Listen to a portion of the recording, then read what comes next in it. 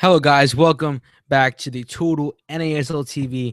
We are sorry that we did not have a roundtable this past week. I know you guys missed it, and we will be back next week. But just want to have this quick show today to talk about what's going on this weekend in the NASL, talk about what happened last week that's very important for the championship. So let's get talking about all this. It's just me today. No guests, no guys from the roundtable, just me. So hopefully you guys enjoy this week's show. You can join the conversation by tweeting us at Total NASL TV. You can also comment below on this video if you are watching live.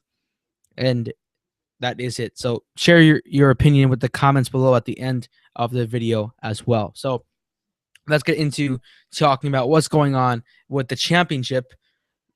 The Strikers, they drew on Wednesday Night Soccer. It was 2 matches on Wednesday night. They drew, and if they would have got the 3 points, they would have clinched a 4th seed, which they have to wait till the weekend to do that. Also, the Fury, they were down 1-0 against the Jacksonville Armada, and the Fury came back and won 3-1. So the Fury are fall season champions, and Theo is so happy about that. Theo and all the Fury supporters, and shouts out to them because they deserved it. They played really hard the whole season, and especially the fall season. And just Mark Dos Santos, his style, his philosophy with the team, it's just coming all together this season, and it's really surprising because I never thought that the Fury would be able to get to this place. Will be able to clinch the fall. Will be able to actually get a chance to prove themselves in the championship. And what's sad about this is that Mark Dos Santos is leaving at the end of the season, so we don't know where he's going to go. We didn't want to speculate on the roundtable, but we did say it's not confirmed, but he's going to some club in MLS. Don't know what club. Rumors and some reports coming out saying that he's going to Sporting Kansas City to be an assistant coach. Don't know how true that is, but we will wait until the final word from the club at the end of the season. So we will have to wait for that. And when we do, we will try to announce it and discuss it and talk about it on the show. Even though it's not MLS, we would just like to talk about Mark Dos Santos going wherever he sees fit, because he's a great coach and he will be a great assistant in the MLS. So talking about this weekend's matches, what's important are the 1st seed, because the Fury and the Cosmos are fighting for that number 1 seed. So we have to wait and see. The Cosmos are playing tomorrow because last night the club, the Scorpions, announced that the match is going to be moved until Sunday afternoon because of Hurricane Patricia, because of the fear of the weather. And it's a crazy hurricane, and it's great that they noticed what was going on and they took action and moved the game to Sunday afternoon. Hopefully it's a clear day, the weather is great, and it's a great match to play soccer, because it's a very important match for the New York Cosmos, because the Cosmos have to pick up 6 points to fight for that number 1 seed in the combined table. If they somehow can't get that 6 points, then I feel that the Fury will secure that number 1 seed, which I'm a Cosmos supporter. I don't want that to happen. But if it does, it does. I just want to see the Cosmos win the championship. I would love to see them host the final if we beat whoever we're playing in the semifinals. I would love to be able to host it, but if we can't, then I just want to see us winning on the road. I will take that. We won against the Silverbacks on the road, and we have to take this again if we just can't put together that 6 points. Also, this weekend, we have Indy 11 versus the Fort Lauderdale Strikers. A big match for the Strikers because they are trying to get the 4th seed, trying to secure it, because so many competition there. If they do secure the 4th seed tonight, they will eliminate the rest of the league below them. But the team that's actually fighting with the Strikers is the Rowdies. So if you are a Rowdy supporter right now, you just want your fellow in-state rival, the Strikers, to lose, and you would have to win to fight for that fourth seed. So that's the fight tonight. Also, Minnesota United versus the Silverbacks. Uh, it's not a great match to watch. The Silverbacks, I will take as the favorite here. The Silverbacks, I will say that they will win a 2-1 victory. I favorite the Silverbacks in that one. The Rowdies, I feel they are going to draw 1-1 against the Railhawks. Indy 11 against the Strikers. I want to see the Strikers get the fourth seed. Indy 11 have been playing well. We'll say a 2-1 Strikers victory. It would be really cool if the Strikers can secure the fourth seed tonight and just be able to see who they have to play next week or after next week. They have to play the first seed. That could be the Cosmos or the Fury. Also, there's two matches tomorrow. As we talked about, San Antonio, New York Cosmos. Again, Cosmos supporter here. So I will predict a Cosmos victory because we need the 6 points. So I will say a Cosmos victory, a 2-1 scoreline. The Scorpions always get the Cosmos a hard time. So that is a fair scoreline. FC Edmonton versus the Jacksonville Armada. Another tough match in Clark Field.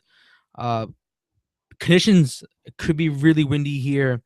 The Eddies are getting ready to wrap up their season tomorrow.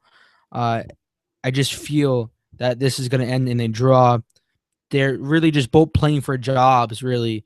FC Edmonton is not making the postseason. They're not going to the championship. The Armada aren't either. So these teams are just actually playing for jobs. If you have a question or a comment, you can leave that in the comment section, the live chat, or you can tweet us at Total NASL TV. I would like to know your opinion on some issues.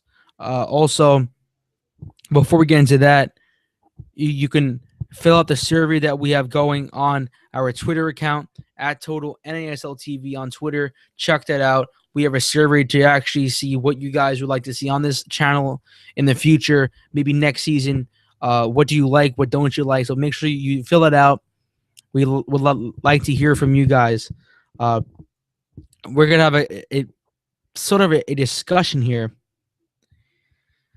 And hopefully you guys will chime in later on with this video. But people don't like the split season, but I'm not going to get into that. But it's more of a Cosmos discussion here is that of the attendance. And I know that supporters of the Cosmos, me personally, I don't like seeing maybe like a 4,000 capacity crowd at Hofstra or 5,000.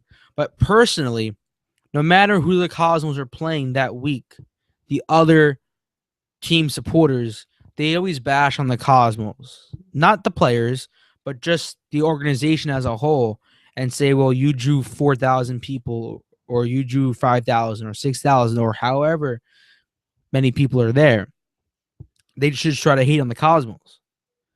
My issue is they don't see actually what's going wrong. They don't see why are these numbers the way they are. And that's what I want to talk about. I just want to talk about why are the Cosmos drawing these numbers every single match. The first match of the season was Raul's debut. Was a great match to see against the Rowdies. A tough one. Thomas Rongen in his bow tie at Hofstra. I think it was like 11,000, almost 12,000 supporters at that match. It was a crazy match. From the atmosphere to on the field, everyone cheering for Raul, everyone shouting every time he got a touch of the ball. And I feel that has died down because Raul has played his first full season with the club. If you're so excited to see a player that shouldn't die down. That hype, that excitement should always be there. Should always be there. If the Cosmos would sign Jovinko or any team in the league, if they would sign a very exciting player, I would want to see that player if I support that club every week. And that excitement for me would not stop the first match of the season.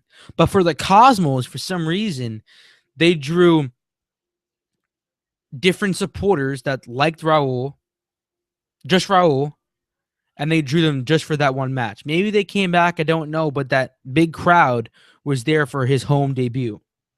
What the Cosmos, or what the partnership with Hofstra is that with Hofstra and the Cosmos are not number one on Hofstra's list. So that means one thing. When the Cosmos get a list of dates to schedule their matches, they are on holidays or just days where it's not great for a big attendance. So that's the one issue this season. That's why you see maybe 4,000 or 3,000, or maybe on a lucky day, maybe 6 or 7. But even though it's a small crowd, I feel the passion is still there. No matter how many people there, I still love the atmosphere. Even though it's a bit empty, it's still a great place to watch a match for now. And I don't want to get like hate and say, well, it's a college stadium. Why is it a great match? I mean, why is it a great stadium to watch a Cosmos match? It's not the best, but for now, this is all we have. This is all we have as Cosmos supporters to follow our club. Next season, Eric Silver has said that there will be less holidays, no holidays that the Cosmos will be scheduled on. So that's a very exciting prospect for the club, for the organization, for the supporters, for everyone involved with this wonderful club. Next season, hopefully, will be a better year for the attendance, just because no more holidays should mean a lot more people there. And I believe Eric Silver has said there will be a lot more Sunday matches as well than he would have liked. But I don't know if he was referring to this season or next season. We will just have to see on that one. But Sunday matches are great as well. That shouldn't matter to anyone. Only if it's not on a holiday. We draw some great crowds at Hofstra. It would hopefully show New York State, and hopefully we get that stadium proposal done. I just want to tell you guys that this is not just a discussion about the Cosmos. It's not a biased discussion because I'm a Cosmos supporter. I just want to tell you guys, and I just wanted to talk about a very important issue within the league, because the whole league is involved in this. Just because every time we play a team, they just hate on our supporters. And I just feel this is a very, very big issue that not just for the Cosmos, but for around the league. Maybe not Indy 11, maybe not the Armada, some matches, but the rest of the league really has to draw some good attendances. The Scorpions, they're drawing pretty well, have a great soccer-specific stadium. So if you take out a few teams, it's not just the Cosmos that have to get their attendance right. But the one reason why everyone's talking about the Cosmos, why are they drawing this many people, or why aren't they drawing this many people? It's because we are the flagship club. We should be leading by example and saying, you should do this, you should do that. We're doing that on the field, but not in the stands with these big crowds. So that's what has to change, and it will change next season. And I guarantee that. Hopefully it does happen. I would love to actually pray that next season the Cosmos will have a great crowd every match, every week. Not just the first match of the season, but every single week. So hopefully you guys enjoyed this quick show. Sorry we couldn't get the whole crew up together to do this episode. But again, it's almost match day for most home clubs. So they are all out and about getting ready for their home match. So thank you everyone for tuning in. My name is Jean for Shante tuning out. Follow us on Twitter at Total NASL TV. Give us a follow. If you enjoyed this episode, if you enjoyed the Total NASL preview show, make sure you give it a like rating below, comment as you see fit, and tweet us that you enjoyed it and you would like to see a lot more content from us coming soon. Also, as I talked about earlier in the show, fill out the survey. The link is on our Twitter page as well. Make sure you fill it out. Tell us a bit more about what you like, what you don't like, what you would like to see on the channel. What are your thoughts on the New York Cosmos attendance? Do you think what are your thoughts? Do you think it's the marketing? Do you think it's the days that they're playing this season on the holidays? Do you think the Cosmos can do more? And if they could, in what way? Because I would love to hear from every supporter out there. What are your thoughts? Share the word about this video. Thank you, everyone, for tuning in. Peace out, everyone.